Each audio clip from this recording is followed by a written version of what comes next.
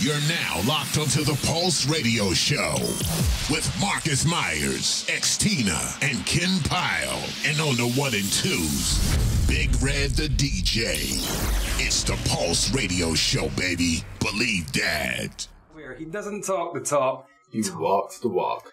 It's researchers and says, Marcus, you know, every week after we have so much fun, we then deal with some very serious issues, and today is none like other. Yeah, exactly. And October, as many Barbadians would know, is Breast Cancer Awareness Month, and the Barbados Breast Screening Program does what it can to, you know, just spread awareness and get people involved and to get people informed, etc. And right now we have the coordinator here. We have we have Dr. Shirley Jhagroo. And I did want to speak to you, Dr. Jhagroo, about everything that's going on this month and just about breast cancer in general. So good night. Good night. And thank you for coming. Thank you for having me. Yeah, this is something that I really wanted Bajans, especially within this demographic that are listening right now, to hear, because I can see a lot of people want to get involved. And something else that I realized too is, you know, some people may have not as much information as others. So you're gonna talk about that today. But the Walk for the Cure this year was enormous. Amazing. It was a sea of pink. My God. How do you feel about that? Oh, I'm so excited. I can't believe that it has happened. Yeah. When I saw the aerial shots of the pink man, it was a fantastic thing to see. And I must compliment you. You look lovely in your pink. Full pink earrings, everything. Nice. Well, I have to set the example. Yes, right, exactly. Yes. And one thing for sure is, even Barbadians, younger Barbadians, right, that don't really get very active and engaged in certain things. One thing they make sure to come to is the Walk for the Cure and Stand Up for Breast Cancer. Why do you think that is? Well, you see, if you look at it this way, that every person in this island today would have been touched by somebody who's had breast cancer, be it a friend or somebody at work or family. So when it hits home, you can't help but have that feeling, I need to do something about this, you know? Mm. And that the awareness has made a difference over the last 5 or 6 years, because people are coming, they're what we call self-referred to the clinic. They're coming themselves, you know, they're not going to the doctors to check them or whatever. If they have a problem or they think they have a problem, they come straight to the clinic. Mm. And we have seen, I would say now, more than 50% of self-referred patients. Really? So they detect something and then they want to come? Or they're concerned about something. Yeah. You know, and this is why you see breast self-examination is important. Yeah. Because more than 85% of abnormalities are found by the women themselves. Or probably the partner passed the information on to them, you know, something's not quite right there. Is there a minimal age that a lady should be aware of that she should start doing this self-screenings? Yes. Well, not minimal. We say that you should start in your late teens. Teens, something okay. Like 16, 17. Wow. But we have had actually somebody 6 years ago who was age 18. Mm. And she was missed by several people. She was an adopted child. It was very interesting, an adopted child. But she went off to the States, and she's still alive, apparently. Okay. She did very well. Mm. Nice. But she'd gone to about 4 different people. But, you know, when you know your body, it makes a difference. Yeah. Something she doesn't feel right. I'm not comfortable with this thing. Yeah. And she was told by doctors, it can't be cancer. So, you know, but... Yeah. Maybe because of her age. Yes. Eventually, she had it checked, and... It was cancer, which shocked us all. Yeah. But we've seen people in their 20s and 30s. Mm-hmm. Breast cancer used to be considered postmenopausal women disease. Yeah. When I was a medical student, you never saw people with breast cancer in age 40 and that. You know, it was between the ages of 50 and 65. And that is still so, the maximum of patients I know. But we've seen people now in their 40s and 30s and 20s. So this is why you have to be aware from early. But saying that, I also remember you said that breast cancer is on the rise. In Barbados specifically, or you would say just in general? No, it's a global thing. So why though? That sounds strange. I think one of the big things though is because people are more aware. Mm-hmm. So they're going to be checked. Oh. And the more people go to be checked, the higher would be the pickup rates. Mm. That's what has happened here. Say 10 years ago, there was still that stigma attached to breast cancer that even if people were diagnosed, they hid it. They don't want, you know, and then there was this other myth that it was infectious. If you know, I mean, if you touch somebody, contagious. Also, Really? Wow. Yeah. Okay. And that went on for quite a while. But though all those things, thank God, has gone. And it's due to the breastfeeding program. Yeah. And the awareness program. Because people know now that breast cancer is no respecter of persons. Okay? 2, because it can affect anyone. And because if you're diagnosed early, your life can be saved. So the idea that breast cancer is a death sentence is no longer there. Right. How often do you see persons come in and say like, they don't come in early, like it's very late along in the stages? Does that happen often? Not often, no. Not often. That's why we started the program, because most of the people seen in, say, 2002 to 2004 were mainly stage 4 and 5, where it had already spread. So their prognosis was a 2 to 3 year survival. Dr. Jhagroo, you mentioned earlier about, starting from as young as 16, but then how frequent would this be necessary to do these checks? Yeah, but okay. What we suggest, we follow the American Cancer Society protocols. Okay. And it means that then therefore you start doing it late teens and you do it once a month. Even if you miss the odd month, that's fine. And the time to do it is just after your period. Because of hormonal changes, you'd feel things before the period, and when the period is gone, it's no longer there. Right. So we advise people to do it once a month. And then the other protocol is, there are 3 things. 1 is the breast self-examination. 2, to have your breast checked annually by a health personnel, physician, nurse, physician, whoever. And the 3rd thing is to start your mammogram screening from age 40. Okay. There isn't a hard and fast rule that must be 40. Right. If there's a family history or there's high risk or there's anything that concerns you, we can start earlier than that. The thing about that though is this: the younger you are, we have a big lecture coming off tomorrow night, and that's why I brought in these 2 experts, because the confusion in the island is this: well, why can I not just have an ultrasound? Why do I have to go to this machine and squeeze my breasts and so on? This sort of thing. Right. So these 2 experts, one will talk on mammograms and the other one will talk on ultrasounds. Okay. Why we do mammograms and why we do ultrasounds. Okay. Nice. And the thing is, when you're young, your breast tissue is young, put it that way. Okay. And it's full of dense tissue. The mammogram they're not 100%. Actually, no machine is 100%. Okay.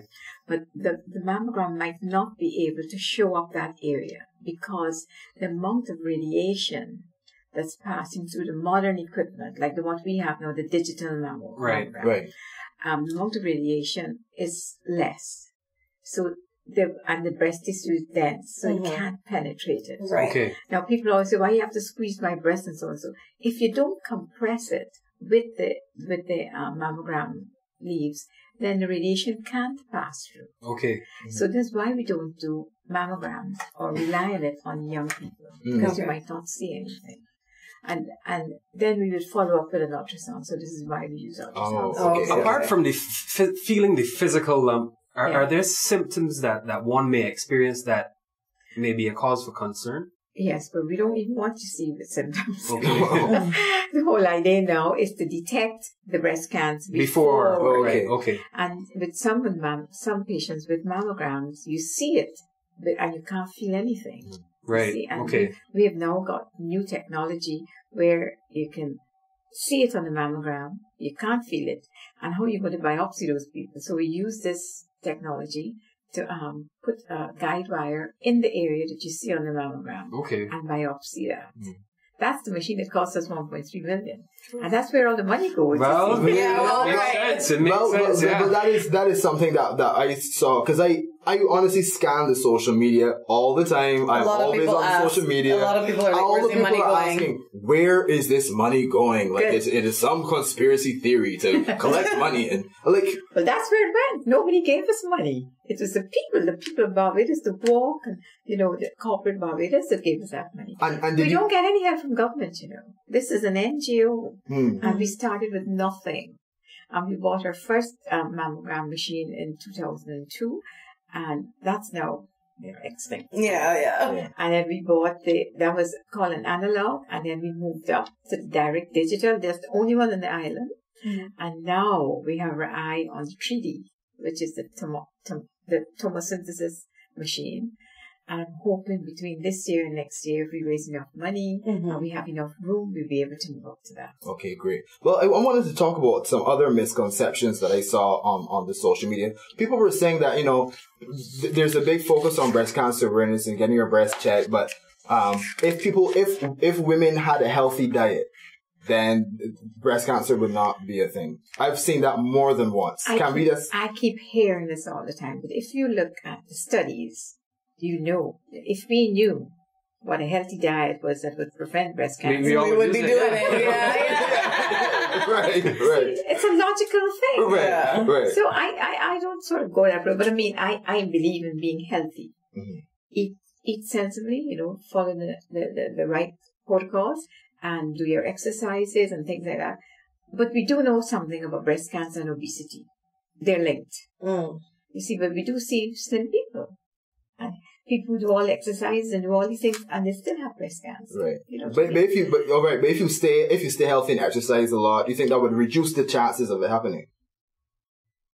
Not at all. Or if you're obese, you're at a higher risk. At a higher risk. Okay. Mm-hmm. There are other risk factors. One is, of course, being a woman. That's number one. Mm-hmm. But men get breast cancer too. Mm-hmm. And that's less than 1%. I've heard about that, yeah. And you've seen cases in Barbados that is... Yes. Just out of curiosity, I mean, man may not necessarily have a breast to put in a mammogram machine. So how would a man get tested for that? We do have a way of putting it in the machine. Okay. Marcus, you want to go for a demonstration? My breast will go in the machine? I don't think so. Yeah, you can. Yeah, you can. You can if you have to. But then we also use ultrasounds, and that will tell you if what is there is malignant, solid or if it's fluid. Mm-hmm. How does it show up? The ultrasound will help to identify whether this thing that you're looking at has solid things in it or if it's fluid. I go on YouTube that. Yeah, I want to see. Can you see it visibly? Like, can you see like a lump for men? Yeah, but you can feel it. With men, it's easy to feel. It might feel like a pea, like a split pea. Mm-hmm. It can feel like anything like chewing gum, a dungs, anything like that. No, we're here checking, boy. Jeez, This is why men should also, check. And look in the mirror, and it's easier for men to see these things. But why the men die from breast cancer? Or why their prognosis is so bad? Because a typical male, they do not go if they see something abnormal. Mm-hmm. If they see something different, they won't go, that's nothing. Mm-hmm. I probably hit it. Things like that. Yeah, right. So by the time they go, it's kind of late, yes. So then how would we know, when to go? Should we just, do it, just for safe measure, just to go, even though we don't see anything? Check your breast. You pass your hands on it and, okay. And if you feel check them yourself, Marcus. Yeah, check them myself. Yes. I shouldn't ask you can ask your partner to check your breast. No problem. Oh, you can ask your partner, that's not great. That doesn't talk about it at all. Sounds good. No, but you see, a lot of women with breast abnormalities are found by their partners who would point it out to them, something's not right in that breast. I can feel something there that I wasn't feeling a couple of months ago. Oh, okay. So you see, this is the thing about women and doing the breast self-examination. If you know your body, if you know your breast, and you will eventually, if you're doing it regularly, and something new turns up, they pick it up. Mm-hmm. Okay. And if you're looking at your breast in the mirror and you're checking the way we teach you to do it, and you might see a puckering, you might see, something. Somebody might even see a little dimple that would suggest that there's something going on under there. Mm-hmm. Okay. Another thing that I saw that I guess black women have a higher chance of getting breast cancer. Well, in Bermuda, yes, they found that, and in the United States. But I tell you what's happening in the United States is that people don't go. The average black woman does not go for screening the way the others would go. Mm. It's a cost one, and they don't have the insurance. Things like that causes the problem of a bad prognosis, because by the time they go, it's late. So that being said, basically everyone is predisposed That's what I said. It's no respect of right, persons. Right. Yeah. But of course, women are the number one at risk. Right. Mhm. And when you're over age 50 okay. to 65, there's a peak. And then after 65, it tends to fall off. Okay. But all women are at risk, Mm. young and old. Mhm. That's what we're saying. Obesity is another factor.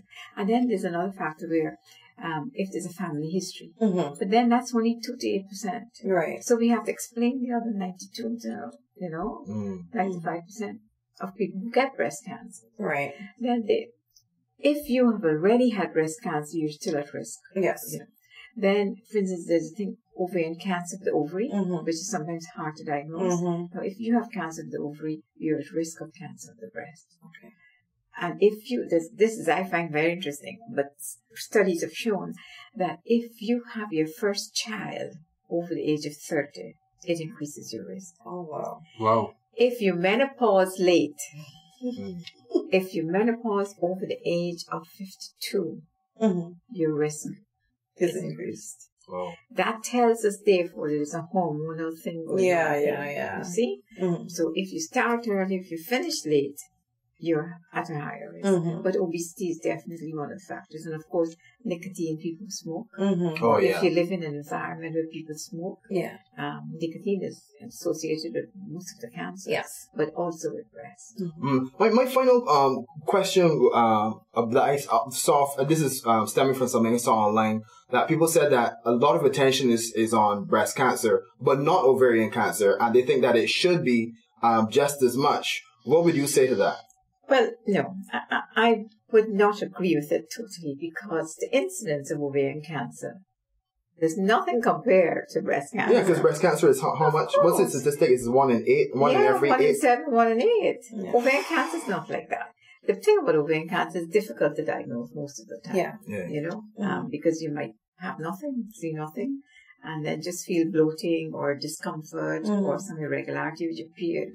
And this is why, in actual fact, I keep saying to postmenopausal women or women who've had a hysterectomy or whatever, you still have to go for your gynecological check every year.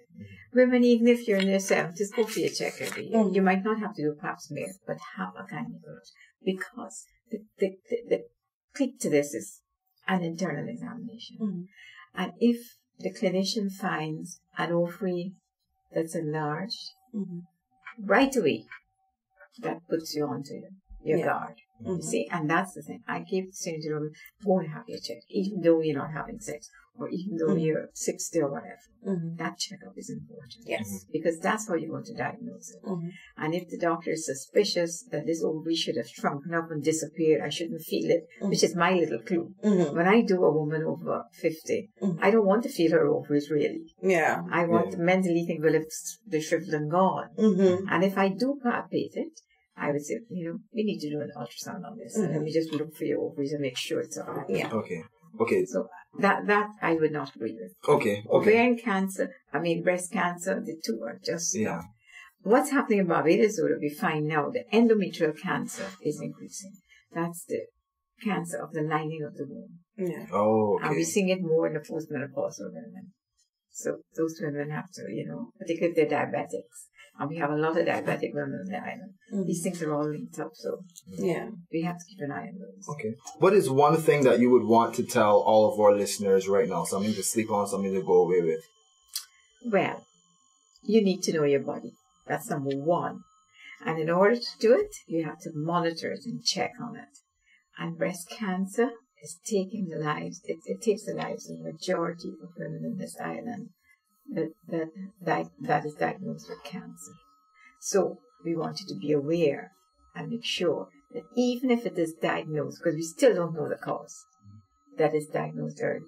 Because if it's diagnosed early, you have a life, Yeah. which is like any woman who has not had cancer. If we can find a woman stage 0 to 1, we have 99 to 100% rate of Survival, 5 yes. survival, 5 years Okay. survival. But what I want, the little thing I want to plug tonight is this. that lecture tomorrow night is very important.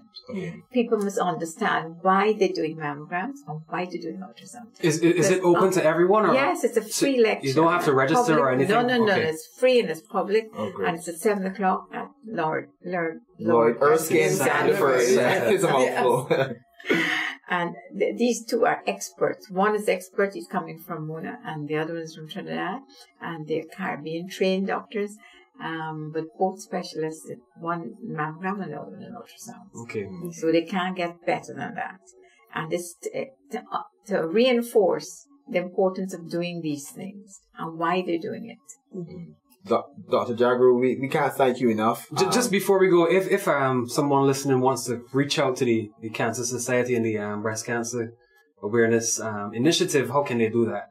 Very easy. Just call us. We're ready to welcome anyone there. And we're always looking for volunteers, particularly in September and October, to help us with the telling of sheet shirts and doing the pink ribbon and things like that. Okay. Because all that helps with the awareness, but that's the only fundraising we do all year. Okay. Right. Yeah. And that's how we buy all these equipment. We want to I'm one of these people. I have to stay on top of whatever is happening. You know what I mean? When it comes to equipment wise, I something think, God, you're a freak. Why you want to get this from what? See, I go to conferences and I see these things. Right. And we can do how this. How effective and efficient they operate and work. Why could we not just do it? You know what I mean?